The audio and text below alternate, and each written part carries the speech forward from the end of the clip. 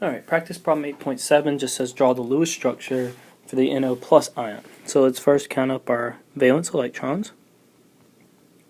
Right? So if we count those up, we know we have a nitrogen, we have an oxygen, and we have a plus charge.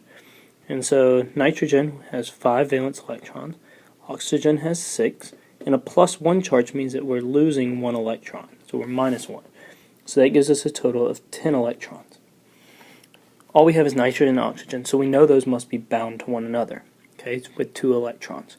Okay, so we can subtract 2, which is going to give us 8 electrons left.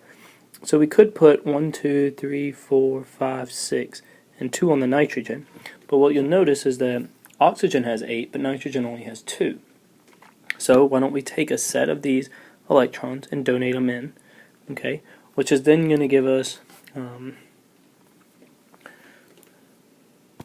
structure that gives nitrogen, we have 2 double bonds, and oxygen, and then we'll have 1, 2, 3, 4, 1, 2. Okay, we still don't have a complete octet on the oxygen or the nitrogen. Or we have it on the oxygen, but not on the nitrogen. So we could actually make a third double bond, or triple bond, to an oxygen, and then we have 2 electrons on the oxygen and 2 on the nitrogen. And that's going to satisfy the octet for both of those.